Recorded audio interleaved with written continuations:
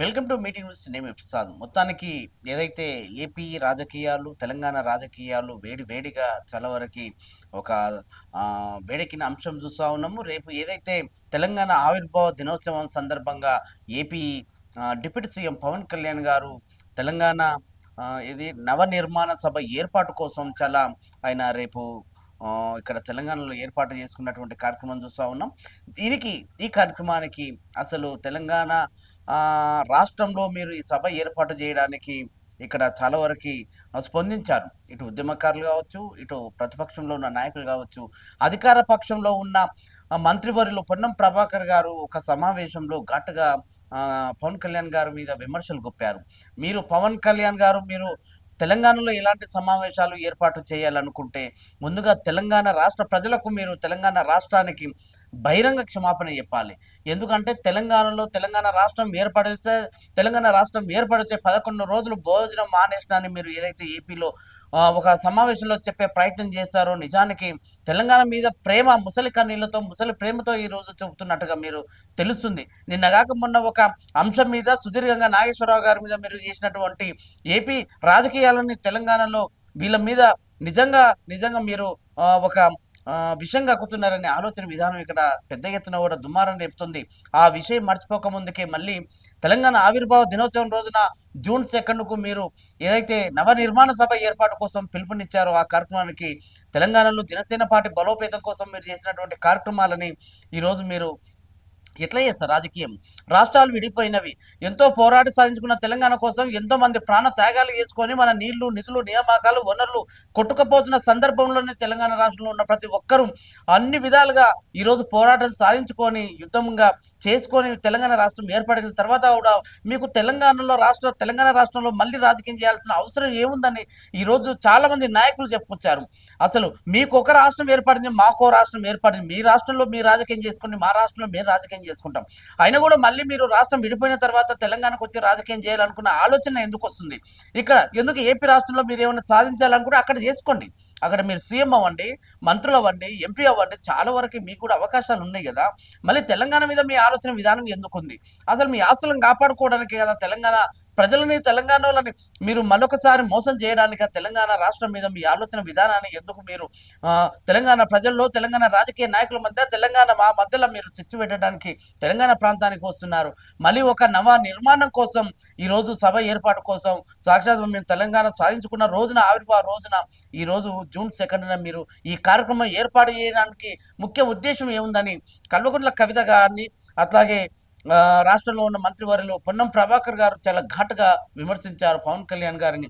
మీరు గతంలో తెలంగాణ రాష్ట్రం ఏర్పడ్డాక 10 రోజులు భోజనం మానేసినని ఎట్లా చెప్పాల్సి వచ్చింది ఆ విషయం? అంటే రాష్ట్రం విడిపోవద్దా, రాష్ట్రం మేము సాధించుకోవద్దా, మా నీళ్లు మా నిధులు మా వనరులు మాకు కావాల్సిన ఉద్యోగాలు ఎన్నో బొగ్గు అని అనుకుంటూ పోతే ఎన్నో మీరు అక్కడ తీసుకెళ్లే ప్రయత్నం చేస్తారు. అవన్నీ మేము ప్రాణాలని ప్రాణాలను పణంగా పెట్టి ఈరోజు మేము తెలంగాణ సాధించుకున్న తర్వాత కూడా మీరు ఎందుకు ముసలి కన్నీళ్ళు కాస్తున్నారు అన్నట్టుగా చెప్పారు.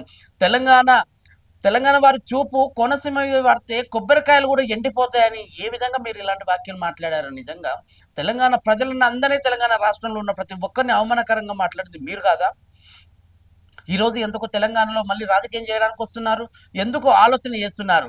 మీకు ఏపీలో ఏదన్నా సాధించాలనుకుంటే అక్కడ చేసుకోండి. ఇప్పటికీ మీకు రాజధాని గతే లేదు అన్నట్టుగా ఇక్కడ నాయకులు పవన్ కళ్యాణ్ గారి మీద చాలా ఘాటైన వ్యాఖ్యలు చేశారు. మీ కుర్చీలు కాపాడుకోండి, మీ రాజకీయ ఉనికిని కాపాడుకోవడానికి తెలంగాణ మీద ఎందుకు రుద్దుతున్నారు? తెలంగాణలో మా మధ్యన మాకు ఎందుకు చిచ్చు పెడుతున్నారు? ఎందుకు గొడవలు పెడతా ఉన్నారు? రాష్ట్రాల మధ్య తెలుగు రాష్ట్రాల మధ్య ఉండాల్సింది ప్రేమని మీరు కాస్త 6 నెలలకు ఒకసారి ఎందుకు దీన్ని ఉత్పన్నం చేస్తూ ఉన్నారు? ఎందుకు దీన్ని ఇంకో కోణంలో చేస్తూ ఉన్నారు? మీకు ఓకే, మీరు రావచ్చు పోవచ్చు, రొయ్యలు అమ్ముకోవచ్చు, రావచ్చు పోవచ్చు, సినిమా షూటింగ్లు చేసుకోవచ్చు అన్నట్టుగా కవిత గారు అన్నారు. మీరు షూటింగ్లు చేసుకోవాలంటే మేము రెడ్ కార్పెట్ వేసుకొని మిమ్మల్ని షూటింగ్ల కోసం మీ సినిమాలు కూడా చూడడానికి మేము ఏ విధంగా కూడా అడ్డుకోము. కేవలము మీరు ఇక్కడ ఏమైనా కావాలనుకుంటే అక్కడ షూటింగ్లు చేసుకుంటారా, సినిమా షూటింగ్లు చేసుకొని ఇంకేదైనా కార్యక్రమాలు చేసుకుంటారా, చేసుకొని వెళ్ళిపోండి. మీ ప్రాంతాన్ని కూడా అభివృద్ధి చేసుకోండి. ఎందుకంటే హైదరాబాద్ని వదిలేయండి. మీకు మంచి ఆసుపత్రి లేదు. మీకు ఆసుపత్రి కావాలంటే మీరు కార్లలో ఫ్లైట్లలో వచ్చి వైద్యం చేయించుకొని వెళ్తారు హైదరాబాద్కి వచ్చి ఆంధ్ర నుంచి. మరి ప్రజలు ఎక్కడ వెళ్ళాలి? ప్రజలకు అన్ని సౌకర్యాలు ఉంటాయా? ఇప్పటికి ఒక మంచి ఆసుపత్రి లేదు మీకు ఏపీలో. నెల్లూరు కానీ అక్కడ అనంతపూర్ కానీ, బెంగళూరు కానీ, విజయవాడ కానీ ఇట్లా వెళ్ళాల్సి వస్తుంది. మీకంటూ చెప్పుకోవడానికి హైదరాబాద్లో ఉండాల్సిన ఫెసిలిటీ అంటే అన్ని సౌకర్యాలతో కూడుకున్న హైదరాబాద్ మహానగరం లాంటి నగరాన్ని మీరెందుకు ఏర్పాటు చేసుకోరు? ఉన్నాయన్నీ మీరు బిజినెస్లు కానీ, పొలాలు కానీ, ల్యాండ్స్ కానీ, ఫ్లాట్లు కానీ అన్నీ కూడా హైదరాబాద్లో మీరు ఇక్కడ చేసుకుంటూ పోతా ఉన్నారు కాబట్టి మీరు 5 రోజులు ఆంధ్రాలో ఉంటారు, 2 రోజులు తెలంగాణలో ఉంటారు. మీ రాజకీయ కుట్ర, మీ రాజకీయ ఆలోచన, మీ రాజకీయ ఎత్తుగడ్డ, మీ రాజకీయ ముందు చూపు మాకన్నీ తెలుసు. అవన్నీ తెలుసు కాబట్టే మీ దగ్గర నుంచి మేము విడిపోయినాము. ఈరోజు మేము రాష్ట్రం ఏర్పాటు చేసుకున్నాము. మా నీళ్లు, మా నిధులు, మా నియామకాలు, మా వనరులు మాకే కావాలి. దానికోసం ఎంతోమంది బలిదానాలు చేసుకున్నారు. మీరు ఇవాళ వచ్చి మళ్ళీ తెలంగాణలో జనసేన ఏదైతే నవనిర్మాణ సభ ఏర్పాటుకు మేము ఎట్లా పర్మిషన్ ఇస్తాము అన్నట్టుగా ఈరోజు ప్రతి ఒక్కరు కూడా పవన్ కళ్యాణ్ గారిని, జనసేన పార్టీని, ఆంధ్ర పార్టీలని వ్యతిరేకిస్తున్నారు. నిజానికి మేము వచ్చి అక్కడ రాజకీయం చేయట్లేదు కాదు. మీ ఆలోచన ఎందుకు వస్తుంది తెలంగాణ మీద? మీ రాజకీయం మీ ఆంధ్రాలో చూసుకోండి. తెలంగాణ ఏముంది మీకు ఇక్కడ?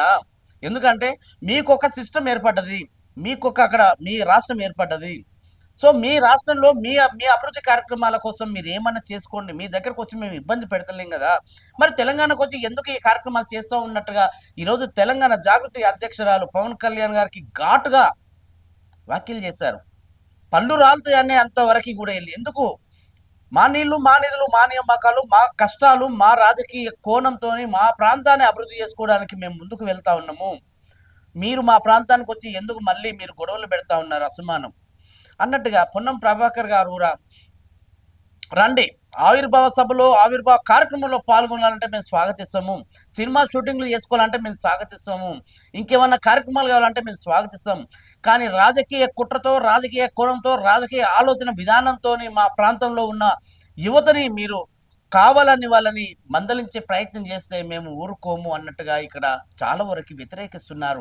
నిజానికి పవన్ కళ్యాణ్ గారు తీసుకున్నటువంటి ఆలోచన ఏంటి? పవన్ కళ్యాణ్ గారు తీసుకున్న భవిష్యత్ కార్యాచరణ ఏంటి? ఎందుకు ఇప్పుడు మీరు కూటమితో అక్కడ ప్రభుత్వం కొనసాగుతుంది కదా, బాగానే ఉంది కదా. ఆ కూటమితోని డిప్యూటీ సీఎంతోని మీరు వాళ్ళకి ఏమన్నా చేయండి, మేము అడ్డు రాము. వాళ్ళకి ఏదైనా హామీలు ఇవ్వండి, పథకాలు తీసుకురండి, కార్యక్రమాలు చేయండి, ముందుకు వెళ్ళండి, ఉద్యోగాలు తీసుకురండి. హైదరాబాదు నగరం లాంటి అక్కడ ఆ ఆంధ్ర ప్రాంతాన్ని కూడా మా ఇంకో నగరాన్ని కూడా తయారు చేసుకోండి అన్నట్టుగా ఇక్కడ నాయకులు చెప్తా ఉన్నారు. ఎందుకు పదే పదే హైదరాబాద్ లేకుండా మీకు ఏం చేయలేరా?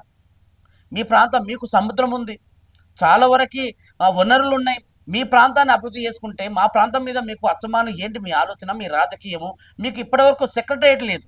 ఇక్కడికి వచ్చి సెక్రటరియట్లో, తెలంగాణ సెక్రటరియట్లో మీరు ఏం రాజకీయం చేస్తారు, ఎలా చేస్తారు అనే ఆలోచన తెలంగాణలో ప్రతి ఒక్కరు కూడా మీ ఆలోచన విధానాన్ని వ్యతిరేకిస్తున్నారు. నిజానికి మేము రాష్ట్రం ఏర్పాటు చేసుకొని 10 ఏళ్ళు బీఆర్ఎస్ పాలించింది, 3 ఏళ్ళు కాంగ్రెస్ పాలించింది. 13 సంవత్సరాలుగా మేము మా రాజకీయ కోణంతో మేము బాగానే ఉంటున్నాం, మా రాష్ట్రాన్ని అభివృద్ధి చేసుకుంటాం. మీరు వచ్చి మా మధ్యలో చిచ్చు పెట్టాలనుకుంటే ఖబర్దార్ అంటాడు చెప్తున్నారు నాయకులు.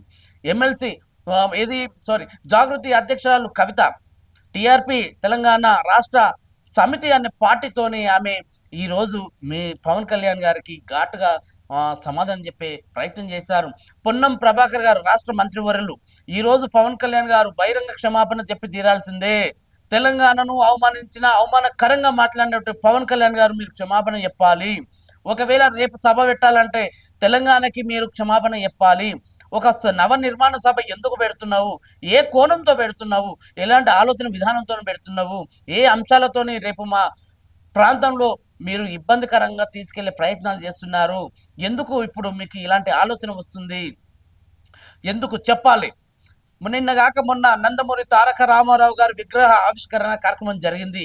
మేము మీ వాళ్ళని గౌరవించినప్పుడు మా ప్రాంతంలో ఉన్న మా మనోభావాలను కూడా మీరు అభిమానించాల్సిన అవసరం ఉంది. అది మీరు గౌరవించాలి కూడా. ఎందుకంటే ఈరోజు ఎన్టీఆర్ గారి విగ్రహం ఆవిష్కరణ మేము చేసుకున్నాం. చాలామంది, ఎంతోమంది నాయకుల విగ్రహాలను మేము పెట్టుకున్నాం తెలంగాణలో. సో మీరు తెలంగాణలో ఉన్న నాయకుల విగ్రహాలు ఒక్కటన్నా ఆంధ్రాలో పెట్టుకున్నారా? పెట్టాల్సిందే అని చాలామంది ఇక్కడ నా ఉద్యమకారులు అంటా ఉన్నారు. మరి ఎందుకు అలాంటి ఆలోచన చెయ్యరు మీరు? ఎంతసేపు తెలంగాణ రాజకీయ కోణంతోనే తెలంగాణ ప్రజలన్నీ సెంటిమెంటల్గా వాడుకొని మీరు సెంటిమెంట్ ఏదైతే చూపుకొని ముసలి కన్నీళ్లతోని రాజకీయం చేస్తున్నారు. నిజంగా చాలామంది ఇక్కడ తెలంగాణ ప్రజలు ప్రతి ఒక్కరు కూడా వ్యతిరేకిస్తున్నారు మీ ఆలోచన విధానాన్ని. మీరు కూటమితో ముందుకెళ్తున్నారు. కూటమితో వెళ్ళండి.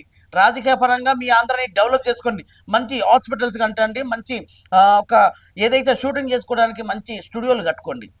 మంచి ఎయిర్‌పోర్ట్‌లు కట్టుకోండి. ప్రాంతాన్ని అభివృద్ధి చేసుకోండి. నగరాన్ని డెవలప్ చేయండి. ఎందుకంటే ఉద్యోగ అవకాశాలు కల్పించండి. మా హైదరాబాద్ లాంటి నగరాన్ని సృష్టించండి. క్రియేట్ చేయండి. ఉండండి. మీకే మంచి పేరొస్తది. మీ ప్రాంతం వాళ్ళు కూడా చాలా సంతోషకరంగా ఉంటారు గదా! తెలంగాణ అభివృద్ధి చెందింది. తెలంగాణలో హైదరాబాద్ లాంటి మహానగరాన్ని, తెలంగాణ వాదులని, తెలంగాణ నాయకులని, తెలంగాణ రాజకీయ కోణంతో ఇబ్బంది పెట్టాలనుకుంటే ఇక్కడ ఎవరు కూడా ఖాళీగా ఉండరు. చూసి ఊరుకోరు అన్నట్టుగా ప్రతి ఒక్కరు కూడా కార్యక్రమం చేస్తా ఉన్నారు. నిజానికి రేపు పవన్ కళ్యాణ్ గారు వచ్చే ఆలోచన విరమించుకుంటాడా? ఒకవేళ వచ్చేదుంటే బహిరంగ క్షమాపణ చెప్తాడా? ఒకవేళ చెప్పిన తర్వాత ఎలాంటి కార్యక్రమాలు చేస్తారనేది గవర్నమెంట్ అంటే ప్రభుత్వం వాళ్ళకి పర్మిషన్ ఇస్తదా? ఇయ్యదా? ఒక నాయకుడు వస్తున్నారంటే వాళ్ళని చూసుకోవాల్సిన బాధ్యత ఉంటుంది. సెక్యూరిటీ ఇయ్యాల్సిన అవసరం కూడా ఉంటుంది. వాళ్ళు తిరిగి పంపే వరకు ఆ బాధ్యత మనదే. కానీ రాజకీయ కోణంతోనే సభలు, కార్యక్రమాలు ఏమన్నా చేస్తా అంటే మాత్రం తప్పనిసరిగా పర్మిషన్‌లు అవసరమే. దాని నుంచి తెలంగాణ వాదుల నుంచి, తెలంగాణ ప్రజల నుంచి, తెలంగాణ యువత నుంచి, తెలంగాణ మేధావుల నుంచి వీళ్ళకు కొన్ని విమర్శలొస్తాయి. అవసరమైతే అడ్డుకోవచ్చు. ఆ కార్యక్రమాలు జరగకుండా వాళ్ళు అడ్డుపడొచ్చు. దానివల్ల గూడా ఇక్కడ తెలంగాణ రాష్ట్రంలో అంటే హైదరాబాద్‌లోని కొన్ని లా అండ్ ఆర్డర్ ఇష్యూస్ వస్తవి. దానివల్ల అరెస్టులు జరుగుతాయి, గొడవలవుతాయి, కొట్లాటలవుతాయి, లాఠీ చార్జ్‌లు జరుగుతాయి. ఎందుకు తెలంగాణ రాష్ట్రాన్ని మళ్ళీ మీరు విచ్ఛిన్నం చేయడానికి వస్తున్నారా? మీ ఆలోచన విధానం తెలంగాణ రాష్ట్రాన్ని మళ్ళీ ఒక తెలంగాణ ఉద్యమంలో ఎలా జరిగిందో అలాంటి ఉద్యమాన్ని చూడాలనుకుంటున్నారా? ఎందుకు మీరు రెచ్చగొట్టే ప్రయత్నాలు చేస్తా ఉన్నారు ఆంధ్ర నాయకులు? ఇకనైనా ఆలోచించండి. ఒకరు ఇండివిడ్యువల్‌గా మాట్లాడతారు. నాకు పార్టీకి సంబంధం లేదంటారు. ఎందుకు? పార్టీ స్టాండే మీ స్టాండ్ కాదా? పార్టీలో కొనసాగుతూ బీజేపీ నాయకులు పవన్ కళ్యాణ్ గారికి మద్దతు ఇస్తున్న నాగేశ్వరరావు గారి విషయంలో ఇది పార్టీ స్టాండా? మీ స్టాండా? అంటే నా స్టాండ్ అని చెప్తున్నారు. పార్టీలో వింటూ మీ సొంత అభిప్రాయం ఏముంటది? మీది జాతీయ పార్టీ కదా బీజేపీ వాళ్ళది. మరి జాతీయ వాదము, జాతీయ అంటే మీ పార్టీ స్టాండ్ ఏంటో చెప్పాలి. మరొకరు వచ్చేసి తెలంగాణలో ఉన్న బీజేపీ నాయకులు ఇది కరెక్ట్ కాదు. ఒక వ్యక్తి మీద దాడి చేయడము నిజంగా ఏ పార్టీ నాయకుడు కూడా ఇట్లా చెయ్యడు. మీరు ఒకవేళ నిజంగానే ఆయన చేసిన అంశం మీకు నచ్చకపోతే ఒక సమావేశంలో దానికి రాజకీయ పరంగానే రాజకీయతోనే మీరు విమర్శించండి. లేకపోతే కౌంటర్ ఇయ్యండి. లేకపోతే దానికి ఏదన్నా సందేశం చెప్పాల్సిన బాధ్యత ఉంటుంది నాయకులకు. అంతేగాని ఇలాంటి వ్యక్తిగత అరెస్టులతోని వ్యక్తిగత దాడులు చేయొద్దు. ఎందుకు మీకు తెలియదా? కావాలనే మీరు ఒక వ్యక్తిగతంగా దాడులు చేసి ఈరోజు ఏపీ పోలీసులని తెలంగాణ రాష్ట్రంలో వాళ్ళ ఇంటిని మోహరించిన పరిస్థితి తీసుకొచ్చారు. నిజానికి ఈ ప్రాంతంలో నిజంగా సున్నితమైన అంశాలు కావాలని పవన్ కళ్యాణ్ గారు రెచ్చగొట్టే ప్రయత్నాలు చేస్తా ఉన్నారు. మీరు ఒక డిప్యూటీ సీఎంగా కొనసాగుతున్నారు. ఆ తరహాలో ఆలోచన విధానంగానే రాష్ట్రంలో ప్రతి ఒక్కరిని కూడా తెలుగు రాష్ట్రాల్లో ఎవరిని ఇబ్బందికరంగా ఉండొద్దు. మాట్లాడాలంటే సెకండ్ సరిపోదు. ఎవరికైనా మాట్లాడడం ఈజీ. మీకు అధికారం ఉంది కదా అన్నట్టుగా ఇష్టానుసారంగా కేసులు పెట్టుకుంటూ ఒక సున్నితమైన అంశాన్ని ఈరోజు జూన్ 2 రాష్ట్ర ఆవిర్భావ దినోత్సవం సందర్భంగా మీరు ఏదైతే మీరు నవనిర్మాణ పార్టీ ఆ రోజే ఎందుకు ఏర్పాటు చేసుకున్నారు? ఆ రోజు చాలా కార్యక్రమాలు ఉంటాయి తెలంగాణలో. పోరాడి సాధించుకున్న తెలంగాణ కోసం ఎంతో మంది బలిదానాలు చేసుకున్నారు. అలాంటి కార్యక్రమాన్ని ఎన్నో రకాలుగా ఇక్కడ రాష్ట్ర ప్రభుత్వం ఆలోచన చేస్తుంది. కార్యక్రమాలు ఉంటాయి. చాలా సున్నితమైన అంశాలతో ఉంటుంది. అలాంటి సమయంలో మీరు రేపే పెట్టుకోవడం ఏంటి? దాని వెనకాల ఉన్న సారాంశం ఏంటి? చాలా మందికి సందేహాలు వస్తున్నాయి. దానికి మీరు చెప్పాల్సిన బాధ్యత ఉంటుంది.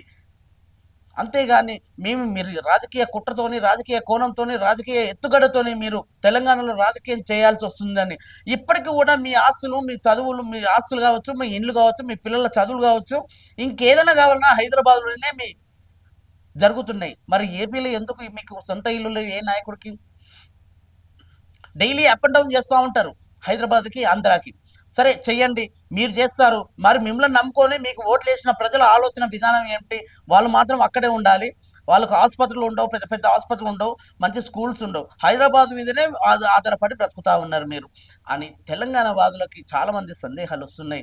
సో, ఏదైతే తెలంగాణ ప్రాంతంలో ఇప్పుడు మీరు చేస్తున్న రాజకీయ కుట్రలని, రాజకీయ కోణంతో ఆలోచించి ఇక్కడ తెలంగాణ ప్రజలు కావచ్చు, తెలంగాణ నాయకులు పెద్ద ఎత్తున పవన్ కళ్యాణ్ గారిని అడ్డుకోవాలి. పవన్ కళ్యాణ్ గారు యావత్ తెలంగాణ ప్రజలకు బహిరంగ క్షమాపణ చెప్పాలి. ఆ తర్వాత మీ కార్యక్రమాలు చేసుకోవాలి అన్నట్టుగా పొన్నం ప్రభాకర్ గారు, కవిత గారు చాలా వరకు చెప్తా ఉన్నారు. మరి రేపు ఆవిర్భావ దినోత్సవం జూన్ 2న ఏదైతే నవనిర్మాణ సభకు ఈయన పవన్ కళ్యాణ్ గారు రేపు రాబోతున్నాడా? వస్తాడా? కార్యక్రమం చేస్తాడా? లేకపోతే రేపు తెలంగాణ ప్రజలు ఆయనకి ఎట్లా స్వాగతం పలుకుతారు అనే అంశాల్ని చూద్దాం.